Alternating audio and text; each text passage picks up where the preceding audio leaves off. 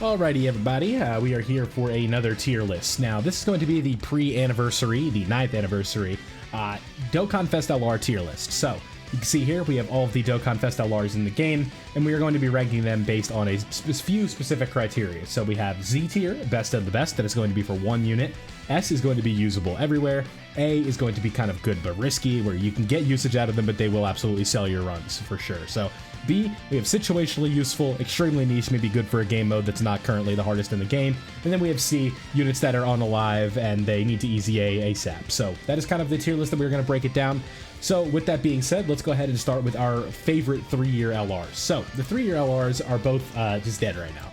And it sucks for me to say that. I guess if you really want to kind of like limit their usage, they're good in Battlefield for their leader skills because, you know, they're 130% leads and stuff like that. But even then, we've kind of moved on from Dokkan Battlefield being hard. It's more of like a newer player challenge more than anything else. Sometimes you could just get caught lacking in there, but situationally useful could be like where they're at best. But I think if you had to break it down between the two, Vegito is better than Gogeta based on the damage reduction, and the medium chance to dodge that they gave them at the beginning, or especially when they were in base, wasn't good enough, right? Because they basically gave these guys the same exact skeleton, and it just wasn't enough. So their easy A's when they came out were unimpressive, and I think that's kind of like where it stands. Now, the next one I have trouble ranking, because I feel like they could be okay, but I think I'm going to put the 4-year LRs in the C tier, because it's like they easy 8 almost 2 years ago, and it's like situationally useful would be like the best, right? Especially if you're like a newer player. I think their leader skills are good. Obviously Goku and Vegeta family are two like okay teams. Vegeta family kind of on the side, but Goku family obviously has access to some of the best units in the game that are also going to be on this list. But it's just like, I don't really know if I could put them even in situationally useful at this point, just because their start of turn defense is nowhere near where it needs to be. And the only really thing that could save you is their super counter, which is obviously not a guarantee, because like even normals for them at this point are going to be a challenge, but they do have a nice active skill, and they also can attack. They can do an action break when there are multiple enemies. I forget what the exact situation is, but I know that they can do that. So I think that's probably the best spot I can put them. As C for the what's it called, the 4-year LRs. But let's go ahead and move on to the next one, which is the Go Bros. Now the Go Bros, especially with their easy A, I think I'm comfortable putting them in the A tier. Where, no, I'm gonna put them in B. I think their defense is not enough, but offensively, they have some of the like their potential offensively is crazy. Like if they get built up a little bit, we're talking like 18, 19 million and like 3 to 4 supers with a bunch of crits and stuff like that. And their damage could be out of this world, but defensively, especially right away, it's not going to be nearly enough. So I think B would be a good spot for them. You could argue that they're good but risky, but I think good but risky is like you got to be a little bit above to be good but risky. So situationally useful, an event where maybe they don't hit too hard but they are tanky, I think the Go Bros are a fine choice. Now, LR Gohan, after his easy A, I am completely comfortable putting this guy in S tier. His guard, his defensive stacking and stuff like that, and if you can get him into Super Saiyan 2 especially, it's going to be the same idea, right, where he's just going to be doing so much damage. The defensive stacking that he has, the guard, the attack lowering, it's just, there's almost like no event where you cannot bring this guy. And maybe it's like a tech enemy turn 1 and the super is going to be too much, but basically every event in this game, I would say that this Gohan could at least find a role on a team. So I think I'm comfortable putting him at S. His easy A is solid, and you know, keep in mind also when I put these units in their spots that they're not ranked, so it's like it's not in order, they're just going into the tier. So next I'm going to be using Cell, and that is the same thing, not the same tier, but I'm going to put him in good but risky, because he in his base form is just not enough, but his second form, or when he transforms, he gets a full heal and he becomes a god, right? We're talking 20 million attack stats with damage reduction and whatnot. I think this Cell is extremely good, but again, he is risky because in that base form he can get caught, and when he gets caught, he gets hit very hard. And the same can be said for the 5-year fusions. I think the 5-year fusions are some of the better units in the game, but they are basically the same unit. It's just a little bit of differences in their base, but they are good but risky. Oh, wrong tier. But they are good but risky because of the, what's it called? Just in base, they can get caught, right? Especially if you get hit with an early super and you are relying on that dodge chance in the 3rd slot. I think that's a good spot for them, just a tier below Gohan, because there are some events where like you really can get caught. And if the event does get disabled dodge, then these guys are really in trouble. But Gogeta and Vegito Blue, usable everywhere, but it's that base form that holds them back, and you obviously have to get to Gogeta and Vegito Blue. You don't just spawn in as that. So I think that's where I am comfortable putting them for now, but maybe you could argue that they could be in the S tier. But the same cannot be said for the next 2 units, right? The blue boys, just dead. They need to easy it. They need rainbow warp changers, and there aren't that many for them, and it's kind of a shame because I think that there is some potential there, but they are not self-sustaining. Offense and defense at this point is nowhere near enough. Units do their best turn for free now, and you don't even have to get any conditions, and then like with the blue boys, it's like you need an active skill, and then stuff like that, and then you lose your defense for an attack stat that LR Kaioken Goku is putting up right away for free, right? So, obviously showing their age, they are over 3 years old at this point, and really no reason to harp on them too hard. Maybe their EZA could be good, but they're going to need quite a bit for them to ever really be super relevant, in my opinion. And the same can be said for Mr. Bootank slash Buhan. His EZA is the same idea. It's like he needs to stack his defense, which you have to build on 18 key, which is not easy to get with this guy, unfortunately. And Buhan is like okay, but again, it's just you do need a whole lot for him to be like even anywhere remotely good. So Bootanks, I think, has some potential, but there's going to need to be a lot of Boo buffs, right? Like we need like a standalone Buhan. We need the haha funny LR Kid Boo, right? Because even the DOKKANFEST TUR Kid Boo is coming up on being 2 years old at this point. So need a whole lot for this team to be good, or for that Boo to be good, but it is possible. And the same thing, I think I would definitely put Vegito in the same thing. Now, where Vegito can be situationally useful, I'm not going to put him there, but he could be because of his scouter. But there are other units that have a scouter and stuff like that at this point, and it's just you know. He just does. They just don't defend well enough, and then when you go into Vegito, it's like you are just getting lit up by even normal attacks. So it's like the only reason you would be want to using them is a scouter, and in that situation where they'd be useful, it needs to be a scouter where you pop the scouter and then go out where there's either no hits, or you use Vegito where there's no hits, and then even then that's counterproductive because a lot of where Vegito's damage is coming from is from his counters, and when you're taking 570k on a normal, then obviously you're not going to be getting any counters in. So I'd say that a lot of these, what's a shame is a lot of these units are in this bottom tier, but a lot of these units are also old, so we'll eventually get to some ones where there's a little bit more to talk about, but most of these, like these three right here that we've talked about so far, all are kind of in the same boat where they need to have their EZA, and all three of these guys are in line for their EZA, and it's going to be the same thing with the next two. Now this pains me to do because this is my favorite unit in the game, but both of these guys are just in desperate need of an EZA, just because their offense and defense's output is nowhere near high enough for them to be even worth it. Like Vegeta's he has to deal with what's the word, damage reduction that resets every turn, and it's nowhere near enough because defensively he is just not there right now. And it's the same thing with UI Goku. UI Goku, you could say, is like a risky unit, and I guess honestly I'm gonna do it because of my bias, but situationally he can be useful, right? You need someone that's not good doing any damage, and it's like an STR fight and you just need somebody to dodge. This UI Goku can do that for you, so I'm going to give him the slightest benefit of the doubt and put him in situationally useful. But with this Vegeta and his damage reduction resetting, he loses all of his defensive utility, and his offensive output is nowhere near enough for him to warrant anything. But hey, these guys are going to be getting their EZA likely during the 9-year anniversary, so we will see when they get theirs. But same thing is said for Tech Gogeta. Now, Tech Gogeta has a worse active skill condition than Vegito at this point because it's very hard to be above 77% HP, or is it below? Or I think it's above 77% HP after the 4th turn, which is obviously not easy in this day and age because of just how the game is played. You take a lot of damage early now, so not easy.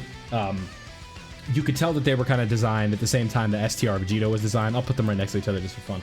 But they just don't work, especially with the red zone out now and stuff like that, and all this difficult content that's hard to do early.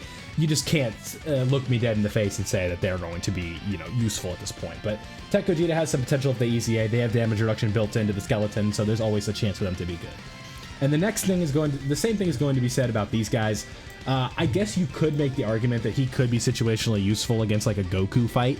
That's what I'm gonna put him, but he is basically dead, right? Like he is like on the border, like right in between, but no, there's just not enough hard fights with a Goku right now. No, they just need to EZA. I think that's where I'm comfortable putting them. I don't really think there's too much to talk about. These guys both have offensive and defensive stacking prowess, but the one is harder to get than the other. Granted, Frieza's is on 18 key and that's not easy to get, and then Namek Goku is just not doing enough damage to be like, oh yeah, this is the guy, right? So hopefully all of these guys, like basically everyone that we talked about here, is in line for an EZA, so that is good. But now, this is where we get into the fun stuff. So, the 7-year LRs. I'd be willing to say good, but risky.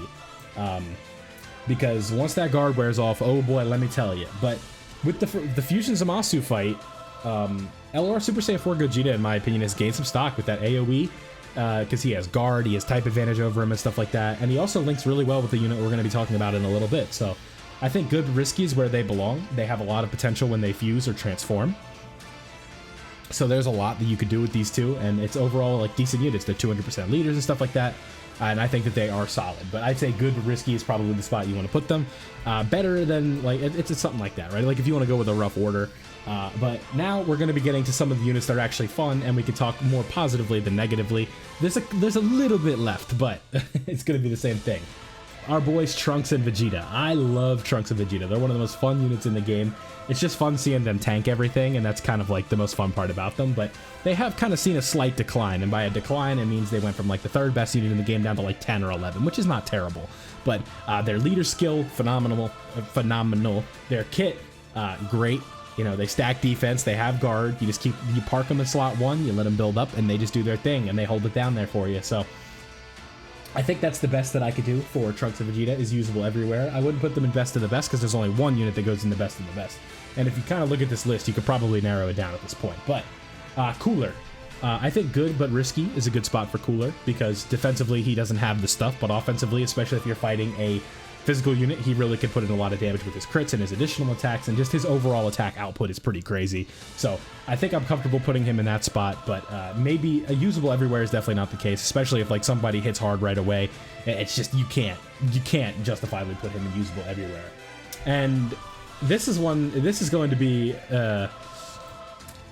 I hate to do that because they're like not that old, but I mean they just never had a chance to begin with, right?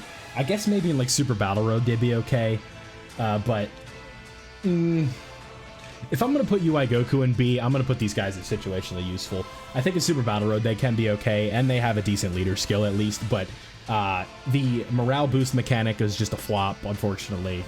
But you know, maybe you can find something for them, especially if you're a newer player. They have an okay leader skill. I don't want to, you know, mention on them too much, but I guess they can have their usages. Their attack stats are okay, I guess, but really just kind of in purgatory in my opinion, because they're still pretty far away from an easy A. So that's as high as I can put them situationally useful. But let's go ahead and get into the kind of meat and potatoes. This is really where we're at, the more relevant units, especially 2022, 2023 releases. So Ultimate Gohan, in my opinion, usable everywhere. I am a big fan of this guy's kit, and he's really grown on me as over the last year.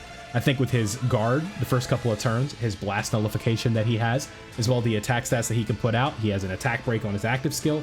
I think there's a lot that this guy does that is underappreciated. I think he's a little bit underrated because of the lack of a beast form, and that's kind of put him in a negative light. So if he ever sells your run, then it's easier to like hyper focus on the bad and not put him like focus on the good that he's also doing. The Fusamasu fight, that red zone where, you know, everybody likes to call it the hardest fight in the game, he's usable in there. It is a little bit risky, but I'd say he's a little bit better than good but risky. I like to put him in that spot. If you disagree, that's fine. You want to put him down in A, but situationally useful and dead, that is not where he belongs. Now,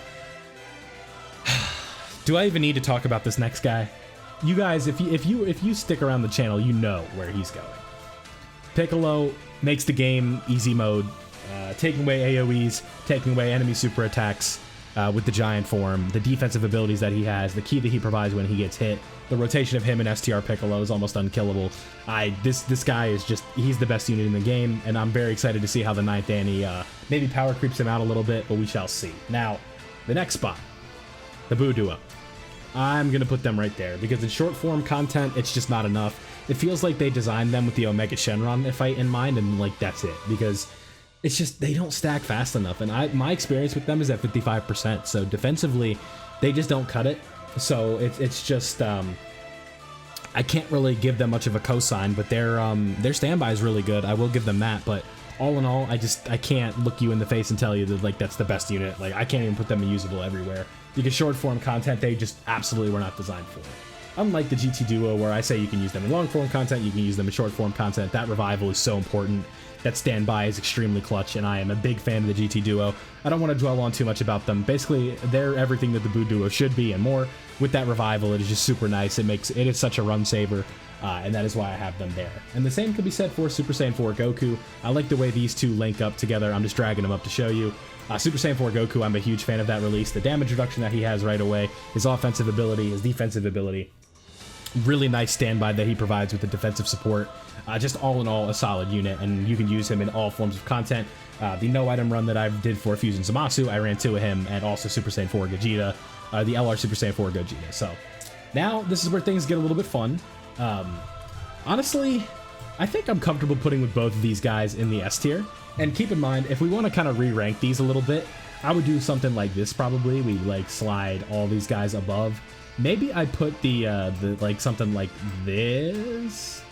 Yeah, I kind of like this. If we want to order that tier. Trunks of Vegeta, maybe I'd do something like this. Yeah, I like that a little bit better. Like that'd probably be like a rough order for the S tier, but Zamasu and Vegito, I think Vegito is worse than or maybe better than Zamasu because he has better links and whatnot with like a lot of the game. Better team, and Fuse Zamasu just doesn't get the consistent help that he needs, but it is very close. But they're some of the best units in the game, but I don't want to dwell about it too much. Like, we'll be here all day if I talk about each unit for 5 to 6 minutes, but just know that Zamasu's damage reduction early on in the fight makes him super, super nice. And then Vegito, like, especially when you get Vegito out, you're looking at one of the better units in the game. So let me know down below what you guys think of the tier list here. UI Goku's kind of the only one that I'm not, like, too, like, sold on, but like I said, leave your comment down below what you think of this. Do you agree? Do you disagree? All that fun stuff. Leave a like if you did enjoy, and tell me where I messed up in the comment section below. With all that being said, have a great day, everybody, and I'll see you in the next one.